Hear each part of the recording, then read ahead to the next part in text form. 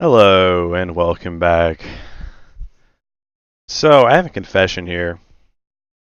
I recorded about 3 episodes worth here of my Khmer game here, and it ended up not correctly recording the audio, so I actually lost.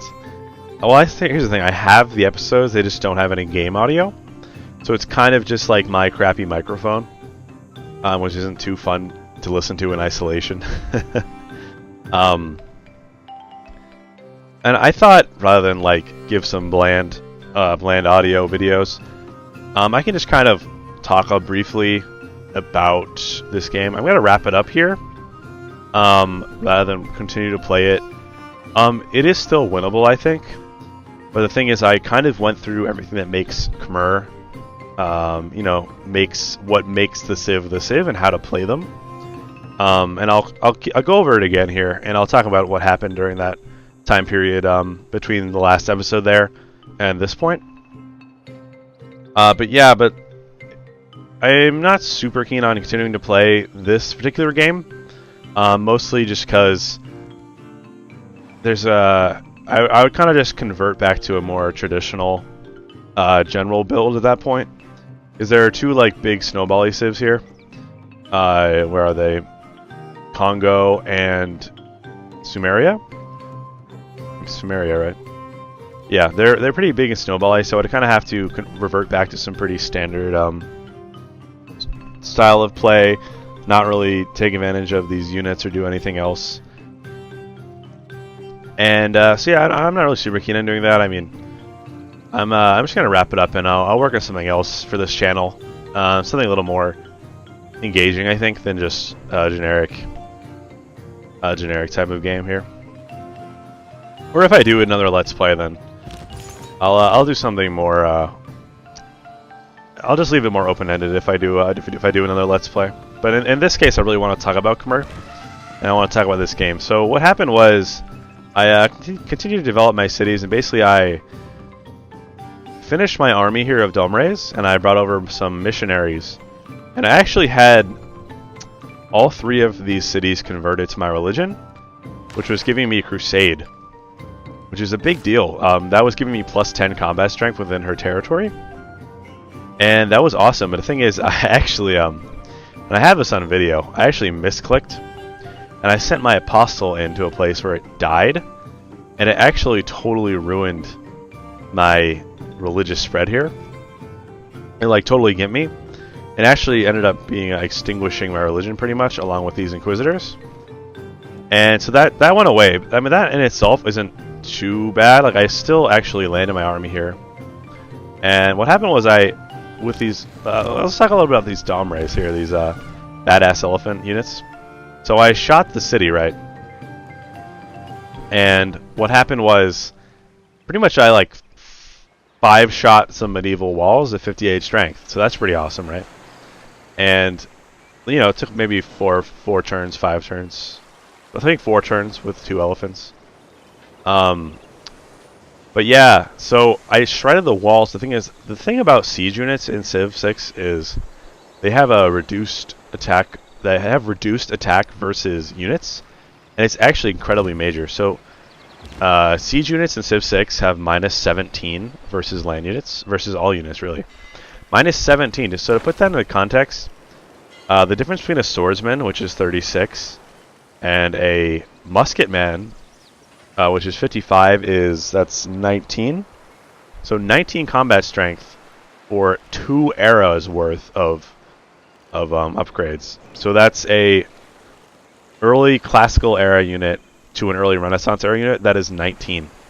And so then, if you have a minus 17, that's pretty much 2 eras worth of penalty. So that basically means siege units are just atrocious against units, really, nowadays. Which is kind of a bummer, because sort of a mistake I made here was these Domre units, you don't want them to be like the backbone of your... You don't really want them to be your only backliners, right? Because if they do 45 bombard strength, that's great, but versus units, that's what, 28? like archer is like what 25, right? So like they're pretty much archers versus units. So that's pretty dang atrocious, honestly. The correct way to use this is kind of like a, this is a weird comparison, but it's actually comparable to a berserker, a Norwegian berserker. And in that you kind of they're kind of supplemental units, right? You still need ranged units and plenty of powerful frontliners to take out units, because these are very bad at taking out units. They're great at taking out cities. That's really their strength here.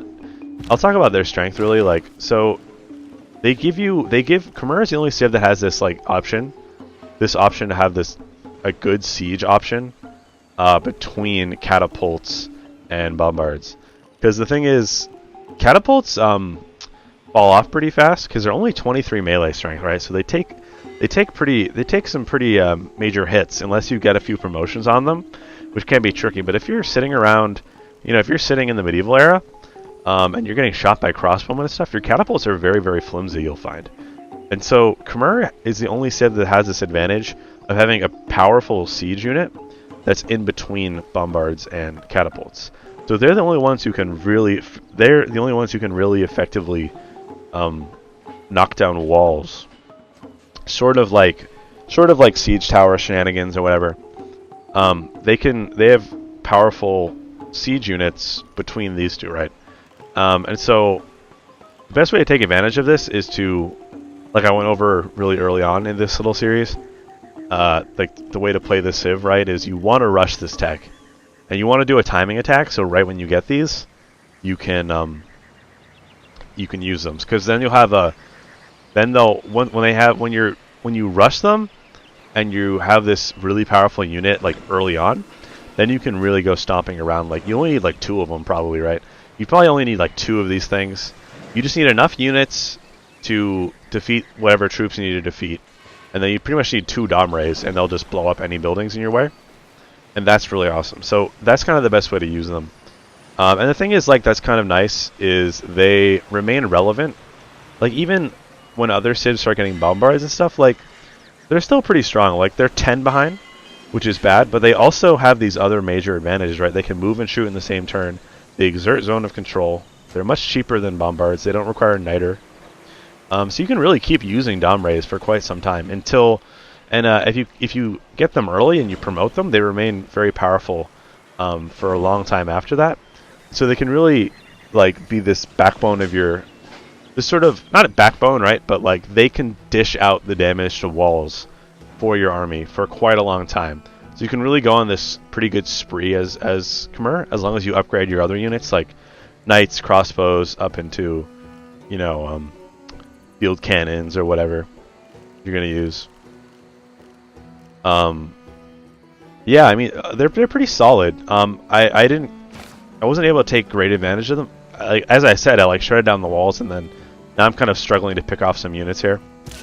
So yeah, that's really what you should be doing. You want to rush these, but then don't build too many. Even though they're super badass, and you want to build like as many ballista elephants as you possibly can, I wouldn't recommend it. Anyway, that's kind of what happened in this game. I still have some very strong core cities. I have a ton of phase generation. This game is definitely still winnable.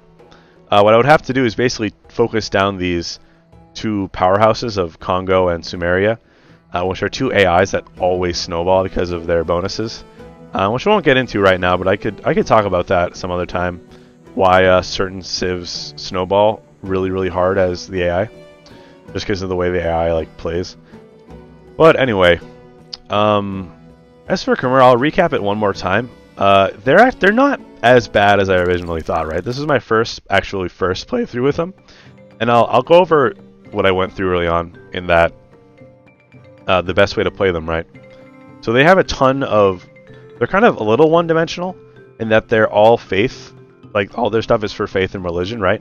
But the thing is, religion is powerful and versatile, right? So you can use it in all sorts of ways. So they do have a little more versatility than it might seem at first, because religion itself is versatile. And after the most recent patch, religion is pretty powerful. Like, I've been underrating it before. Like, you can really snowball some powerful bonuses with if you get like World Church and like whatever it's called, where you get science for citizens for a number of followers.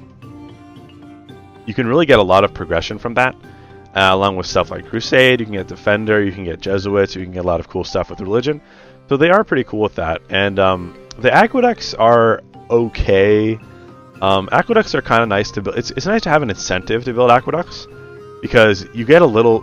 If you settle an aqueduct city instead of a freshwater city, instead of a directly freshwater city, you actually get extra housing a little bit, and that's kind of nice. So if you have a little extra incentive to do that, that actually makes it worthwhile. So you get this like amenity, this faith. It boosts your farms, which I actually did not use at all. I don't think I have a single farm adjacent to an aqueduct in this game. That's because I just don't tend to build farms, really, ever. Which I've said many, many times. I won't go back into that right now, but I guess I could put one here, right? +2 to farms. That's kind of nice, right? If you're on plains, like I have all pretty much grassland. Well, that's not really true, is it? At least by my aqueducts, I have grassland.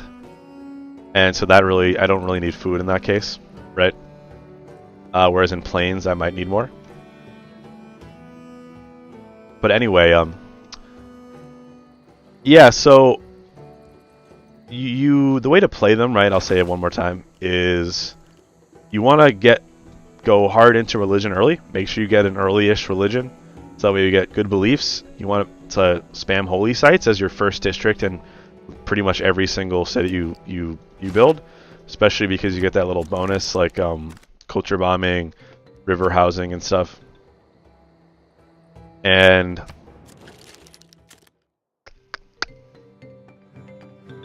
yeah, so after you get some really solid foundations in religion, you just kind of Sim City. And Sim City is a term that Civ players use just to mean like just grow your economy, your core economy, because like you're playing Sim City as in you're not fighting, right? You're not fighting, so you're just like building up your cities, right? Like you're playing that game Sim City. So you Sim City your way for a little while. You build up your economy and all your core, like all your cities. You build districts, you build more settlers, until you get to this point where you're like late classical, and then you pretty much click on military engineering. And at this point, you start building a little army. You build some archers. You build some chariots, is what I recommend. So you have chariots and archers. Rush military engineering. Get 2 Domrays, 2 or 3. 2 should be plenty, though, I think. 2 Domrays, and immediately attack your neighbor. One sad thing about this game I just played is I had to sail across the ocean here. And that really just made my units go obsolete a little earlier than I wished. They're actually still doing a pretty good job against these knight cores and medieval walls and everything. But if I had this tech quite early on, so I ideally, if I had a neighbor on my continent here, I could have just attacked them and really taken advantage of that timing. That's an important thing in Civ with all sorts of unique units, especially. You really want to use them. You want to rush them, because that's when they're out there most powerful, right?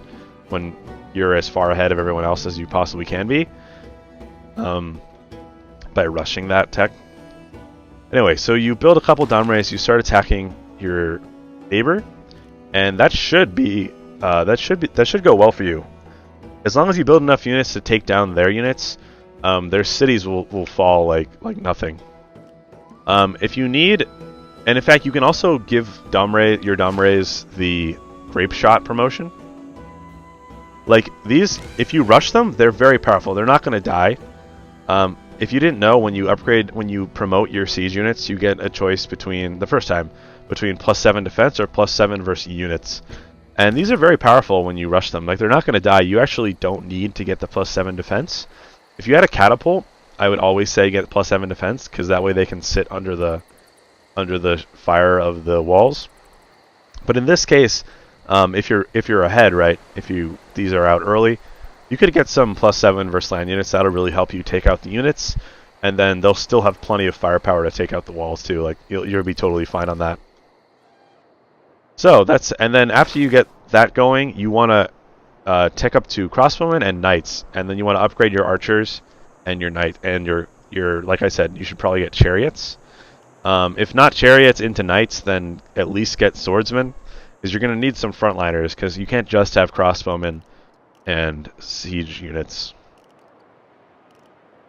So some kind of melee. I mean, spearmen or pikes if you really want to, depending on your resource availability, right? But anyway, yeah, and then with that, if you have that, if you have crossbowmen, if you have domrays, and you have a powerful melee unit, you can fight for quite a while before anyone really gets so far ahead that they can stop you. You're really only going to run into problems if you run into Renaissance walls, or really, it's not even the walls that matter so much, because walls just add defense.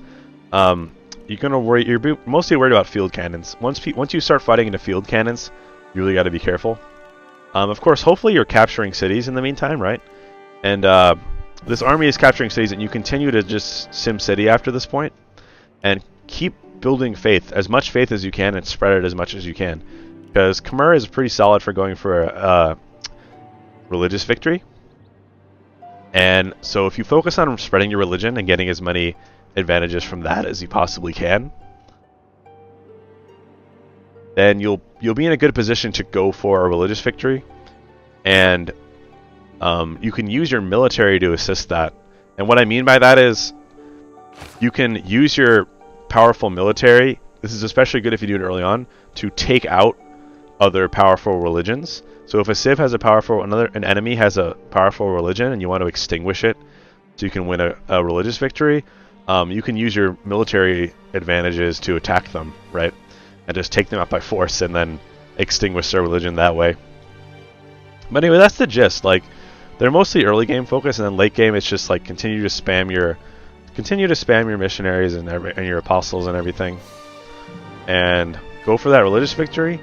But otherwise, you can kind of, if that doesn't end up working out, you can transition into a domination or science victory. I would not recommend going for a cultural victory. Maybe you could do some relic shenanigans because they have a bonus to relics, which I didn't really use that much. I don't think I used it this game because I was trying to spread with my missionaries. Rather, I didn't want to go like suicide them, which is how you get relics with this civ. But that will give you tourism, and you can kind of, perhaps you could build them that way. Maybe instead of building an army, instead of investing in military, you invest in theater squares or something like that, and you get a bunch of relics. That could work. It might be something to try, but I don't think that's the best way to play them, because that doesn't take advantage of domrays in any way. That goes to waste, right? And it is kind of hard to invest in holy sites and theater squares, because neither of those are like core like production, right? Or food. Like you need food production, science, and science, and you get plenty of culture without needing theater squares. Theater squares are pretty much just for great people getting tourism, right? So if you don't need tourism, you're not gonna build theater squares. And holy sites are kind of extra in that sense too. Like, so it's kind of hard to get both without gimping your like science and your core yields. But anyway, that's pretty much Khmer. They're not great by any means. They're not great. They're probably one of the worser civs, but they're playable. They're actually they're solid. I didn't give them quite enough credit when I first started playing. They're still pretty meh, but I did enjoy playing them, and I'm hoping I can do another playthrough in the future where I hopefully get a better setup. Like I have a good neighbor I can rush attack, and I have a better sense of how to play them well and stuff. So anyway, I hope you hopefully I was able to teach somebody something about Khmer and a little bit about this game, and hopefully you enjoyed it. And yeah, if you learned something, hit like. Appreciate that a lot. But in any case, thanks for watching, and I'll catch you later.